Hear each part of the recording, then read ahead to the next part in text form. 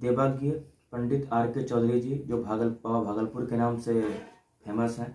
Bhagalpur smart city में भागलपुर से मैं आज रूबरू होने का सौभाग्य मिला है और मैं इनका कुछ संक्षिप्त परिचय देना चाहूँगा। इनकी भविष्यवाणी 99.9% सही हुई है। उन्होंने वैश्विक महामारी को लेकर के भी बहुत पहले भारतवासियों को सजग कर चुके थे, लेकिन उस समय इनकी बातों को उतना गंभीरतापूर्वक नहीं लिया गया था। लेकिन जब ये बात आई तो उनकी बात सत्यता से हुई। आज फिर उनसे तीसरी लहर के बारे में हम लोग जानना चाहेंगे। 2 लहर के बारे में उनकी भविष्यवाणी सही हुई है, तीसरी लहर के बारे में वह भागलपुर से हम रूबरू होंगे, उनसे बातचीत करेंगे तीसरी लहर के बारे में। और दूसरा, हमारा जो कृषि बिल को लेकर के जो भी पूरे भारतवासी परेशान हो रहे थे, किसान बंधु परेशान हो रहे थे, उन पर भी इनकी भविष्यवाणी सत्यता से हुई, उनके बारे में भी इनसे आज जानेंगे। और बिहार के भी में जो उछल कूद राजनीति हो रही है उनसे विषय में जानेंगे, उनके उनके उनके पर्सनल जिंदगी के बारे में जानना चाहेंगे। तो बोले बाबा, आपका स्वागत है हमारे चैनल पर। धन्यवाद। तीसरी लहर, आपने 2 लहर के बारे में बाबा बताया, भविष्यवाणी किया था। तीसरा लहर भी भारत में संभवतः पहुंच चुका है, इस पर आपका क्या अनुमान है इस बार? तीसरी लहर के बारे में तो आपको मैंने बताया था, दिसंबर के अंतिम सप्ताह तक भारत में यह तीसरी लहर घुस जाएगी और उम्मीद है कि उसी अनुसार हो रहा है और लहर लगभग भारत में थोड़ा बहुत छिटपुट रूप से आ रहा है। और हम सभी से निवेदन करते हैं कि सजग हो जाए और सरकार के दिशा निर्देश के अनुरूप चलें, मास्क का यूज करें और साबुन का उपयोग करें और जो भी सरकार चिकित्सीय रूप से जो निर्देश देते हैं उसका सभी समयक अनुपालन करें और आपस में दूरी बना के रखें। उम्मीद है कि दिसंबर अंत तक यह इसका प्रभाव बढ़ जाएगा और हम लोग सजग रहेंगे, सरकारी नियमों के तहत पालन करेंगे, चिकित्सक के अनुसार चलेंगे, तो इस लहर को हम लोग इस जंग को जीत लेंगे। बाबा, मैं ये जानना चाह रहा हूँ कि सरकार वैक्सीन पर पूरा खर्च कर रही है, लेकिन मैं भी देख रहा हूँ, मैं जब घूम रहा हूँ तो लोग वैक्सीन लेने से आज भी डर रहे हैं। जिन्होंने फर्स्ट डोज लिया है वो सेकेंड डोज लेने से भी आज भी कतरा रहे हैं। क्या ये हमारे लिए खतरा घंटी नहीं बज रहा है? नहीं, ऐसा कुछ नहीं है। लोग डोज ले रहे हैं, पहले सजग नहीं थे। जब इसका प्रचार प्रसार व्यापक रूप से हुआ, जब समझदारी नहीं थी, जब लोगों में इसकी जागरूकता आई, समझदारी हुआ और समझे, तो लोग बहुत उत्प्रेरित होकर वैक्सीन ले रहे हैं और लेना भी चाहिए, सभी को लेना चाहिए। लोग ले रहे हैं, उतना मात्रा में अवेलेबल नहीं हो पा रहा है। जैसे कभी कभी हमको कई जगह देखने में आया, जो 500 लोग 300 लोग एक जगह इकट्ठा हुए, वहाँ वैक्सीन चल रहा है तो वैक्सीन खत्म हो गई है। मैं वह ये जानना चाह रहा हूँ, ये कौन सा ग्रह चलता है जो ऐसे महामारी हमारे देश में फैलती है? महामारी के लिए शनि राहु केतु ये जिम्मेदार है और उसमें मंगल की भी भूमिका रहती है। मंगल अगर पाप प्रभावित हो जाता है तो बीमारी, आकस्मिक दुर्घटना ये सब होती है। अभी 5 दिसंबर को मंगल अपने राशि में, वृश्चिक राशि में प्रवेश किए हैं, जो 16 जनवरी तक रहेंगे। लेकिन केतु महाराज वहाँ पहले से विराजमान है। मंगल केतु का युति संबंध बन चुका है, तो संयोग इसको मैं कहे, जैसे ग्रह का कोई खराब योग बनता है तो हम किसी देवस्थल, सिद्ध स्थल पर पहुंचकर और जगत जननी जगदम्बा के जो रूप वहाँ विराजमान है उनसे निवेदन करते हैं कि विश्व का मंगल हो, ग्रहों की कुदृष्टि का प्रभाव संसार पर नहीं पड़े। और इसे महज संयोग ही कहिए, 8 दिसंबर बुधवार को अचानक मेरा कार्यक्रम सुनिश्चित हुआ उग्रतारा जाने का और हमको 7 को ही फीलिंग हो गया था कुछ न कुछ बहुत बड़ी घटना घटेगी। 5 को हम देखे थे, मंगल 0 अंश पर था, मंगल केतु का युति संबंध बना है, कहीं कोलाहल और क्रंदन करा सकता मंगल केतु, और यह घटना घटी। और हम फिर मुझे भी भय लग रहा था, जो ऐसा किया, फिर मैया से हम निवेदन किए और 8 तारीख को ही हम साधना स्थल पर, अपने स्व साधना स्थल भागलपुर, शाम में 6 बजे पहुंच गए थे। बाबा, मैं ये जानना चाह रहा हूँ, अगर देश में लॉकडाउन की स्थिति बनती है और इसमें क्या पूजा पाठ करने से कुछ ज्योतिषीय कुछ ऐसा कुछ बताइए जिससे कि आदमी को कुछ रक्षा हो? सनातन धर्म परंपरा में जो है, लोग को अपना इष्ट है उनका अनुसरण करें, उनका जाप करें, अपने गुरु के मार्गदर्शन में जो लोग हैं वो करें। और यहाँ तो सभी धर्म का समन्वय है, तो सबका कोई ना कोई इष्ट हैं, गुरु हैं, धर्म है, अल्लाह है, उनसे दुआ करें। ऊपर वाले की कृपा से यह जंग हम लोग जीत जाएंगे। और जहाँ तक चिकित्सीय है तो आयुर्वेद में भी इसका कई उपचार है। मैंने पहली लहर दूसरी लहर में अपना एक आयुर्वेद औषधि बनाया था, और कुछ लोग हमसे जुड़े हुए थे, उनको मैं दिया निःशुल्क, उसका कोई शुल्क नहीं। और जितने लोग को मैंने दिया वो यूज किए कि कोई कोरोना प्रभावित नहीं हुई। और आप उसमें से कुछ लोग को जानते हैं, उनसे आप स्वयं पूछ सकते हैं जो बाबा से आपको जो औषधि मिला कोरोना के नाम पर क्या उस लाभदायक हुआ, तो आप स्वयं पत्रकार हैं, आप पता करिए, उसका तहकीकात कीजिए कितना मेरा सक्सेस रहा है।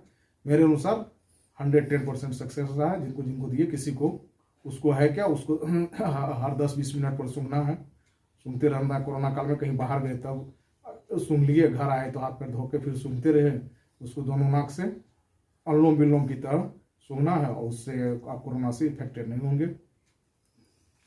बाबा, कोरोना की बात तो हुई, कृषि बिल को लेकर के भी आपने पूरी चर्चा किया था, लेकिन आखिर मोदी सरकार को झुकना पड़ा। यह अनुमान आपका, मैंने पेपर के माध्यम से भी, समाचार पत्रों के माध्यम से मैंने देखा, कोई जानकारी और आपकी इसमें सही हुई। आखिर क्या कारण से मोदी सरकार को झुकना पड़ा? तो ग्रहों का खेल है। हम तो सरकार या राजनीति पर मेरा कोई विशेष अनुभव नहीं है। ग्रहों की ऐसी स्थिति थी जिस पर मैंने भविष्यवाणी किया, तो यह बिल यहाँ पूर्णतः लागू नहीं हो पाएगा और सरकार असफल होगी। इसमें सरकार को झुकना पड़ेगा, सरकार झुक गई। और आगे जो मोदी सरकार का जो फैसला होगा, क्या वो किसान के हित में होगा, ये आप बता सकते हैं इसके बारे में? हाँ, जो भी फैसला होगा देश हित में होगा, राष्ट्र हित में होगा, राज्य हित में होगा, समाज के हित में होगा। और मेरा आखिर ये समझ में ये पूछना चाह रहा हूँ बाबा, अभी जैसे बिहार की राजनीति को आप देख रहे हैं, शराबबंदी को लेकर के उथल पुथल मच रहा है, क्या ये कानून की समीक्षा होनी चाहिए आपके अनुसार से?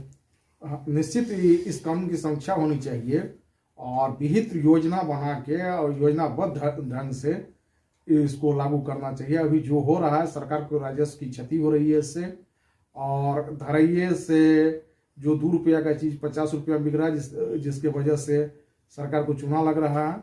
और कहीं हम तो लगभग पूरे बिहार भ्रमण कर रहे हैं, टाउन एरिया, शहरी क्षेत्र में तो बहुत हद तक, देहाती क्षेत्र में तो खुलाआम चल रहा है। बार बार समाचार सुनने को मिलता है जहरीली शराब पीने से इतने लोगों का जान गंवा चुके हैं, इतने लोग जान चुके हैं, इतने जगह इतना मिला है। इस पर सभी राजनीतिक दलों को बैठकर आपस में विचार विमर्श करना चाहिए और एक नीति की बना के और इस संबंध में कोई अग्रतर फैसला करना चाहिए। बाबा, मैं आपके पर्सनल जिंदगी से कुछ सवाल करना चाहूँगा। बाबा, ये बताइए कि आपकी शिक्षा दीक्षा कहाँ से हुई? मैट्रिक तक मेरी पढ़ाई सहरसा जिले के बनगांव ग्राम से हुई। उसके बाद आईएससी मैंने टीपीएस कॉलेज से किया, बीएससी में टीपीएस कॉलेज से ही किया।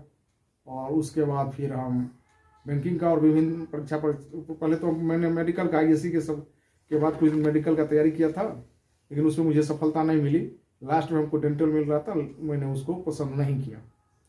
फिर हम प्रतियोगिता परीक्षा की तैयारी ही कर रहे थे। उसी क्रम में मुझे प्राइवेट फॉर्म में जाने का मौका मिला, चले गए उसमें, वहाँ जॉब किए बहुत दिन। जॉब के क्रम में, अपना जॉब एंड ड्यूटी के क्रम में हम बराबर प्रवास में रहते थे, टूर पर रहते थे। उसी क्रम में मुझे ज्योतिष को, तंत्र को, अध्यात्म को समझने का मौका मिला। क्योंकि पूरे इंडिया हम भ्रमण करते रहते थे, कभी वाराणसी तो कभी इंदौर। उसमें उसी क्रम में कई साधकों से, अच्छे अच्छे साधक, अच्छे अच्छे अघोरी, तांत्रिक, नागा, इन लोग से मेरी भेंट होती थी। भेंट के क्रम में उन लोगों की तरफ मैं आकर्षित होते गया। मैं साइंस का स्टूडेंट था, उस पर मैं एक शोध करने लगा। शोध करते करते मेरी भावना ऐसी जगी कि हम सब कुछ छोड़ के और आ गए यहाँ अपना करने लगे। उसमें तो हमको दिक्कत होने लगी, क्योंकि जॉब में थे तो खर्चा चलाना था। तो फिर हम उसको साइड से ज्योतिष के रूप में ही किए और काफ़ी तपस्या किए, कई वर्षों तक भूखे रह कर तपस्या किए। तो उसके बाद मैं वो तपस्या भी कर रहे थे, उसी क्रम में हम बराबर भविष्यवाणी लिखते रहे। आज भी लिख रहे हैं, पहले भी जब से हम इस क्षेत्र में आए 1999 से, तब से हम भविष्यवाणी लिखते रहे। तो उस समय तो बहुत राजी नहीं मिला। 2003 से हम पेपर वगैरह में प्रकाशित होने लगे। उस समय फेसबुक वगैरह नहीं था, तो छोटी मोटी पेपर में पत्रिका प्रकाश। पहली मेरी भविष्यवाणी प्रकाशित हुई थी 2003 में, माया पर गिरेगी ताज की गाज, मुलायम को मिल जाएगा यूपी राज। वह 2003 में ही मैं जुलाई में 100% भविष्यवाणी हुई। उसके बाद अनेकों भविष्यवाणी सत होते आ रही है, और 2012-14 से फिर फेसबुक पब्लिक सोशल मीडिया पर आ गए। सोशल मीडिया से आप लोग भी हमको जानने लगे, और तो अब कितनी भविष्यवाणी सही हुई। आप कई वर्षों से मेरी भविष्यवाणी को आप लोग स्वयं देख रहे हैं, सोशल मीडिया के माध्यम से, पत्र पत्रिका के माध्यम से, समाचार पत्रों के माध्यम से। तो स्वयं हम क्या बताएंगे, मेरी ये इतनी भविष्यवाणी सही हुई, आप लोग स्वयं देख रहे हैं, आप स्वयं समीक्षा करिए। बाबा मुझे ये बताइए कि आज के युवा जिस तरह से भटक रहे हैं, अपने लक्ष्य को प्राप्त करने से हर चीज़ से भटक रहे हैं, वो उनकी भावनाएं दिन प्रतिदिन उनका स्तर गिरते जा रहा है, उस पर बाबा का क्या संदेश रहेगा युवाओं के लिए? युवाओं के लिए है कि कठिन परिश्रम करे, भटकाव से बचे। भटकाव से बचे, जो मेरी जो क्षमता है उस अनुरूप चले। मेरी क्षमता है 2 केजी उठाने का, हम 10 केजी उठाने का प्रयास करेंगे तो गिरेंगे। अगर मेरी क्षमता है हम क्लर्कल ग्रेड का जॉब निकाल सकते हैं, उसमें हम सफलता उसके लिए करेंगे, ना कि हम यूपीएससी का प्रयास करेंगे। तो उसमें उनको अपना स्वयं अपनी समीक्षा स्वयं अपने करें तो बेहतर रहेगा, और उस आधार पर हम चले तो मृत्यु तृष्णा में नहीं रहेंगे। बाबा ये बताइए, हर जिंदगी में किसी न किसी का कोई अपना आदर्श होता है, मैं अपना उसका आदर्श मानता हूँ। मैं बाबा का आदर्श कौन है?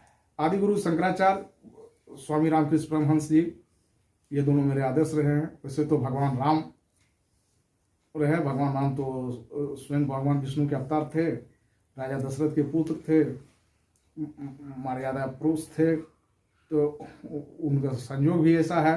भगवान राम के जन्म के दिन ही मेरा जन्म है, वो तो मेरे आदर्श रहे ही रहे हैं।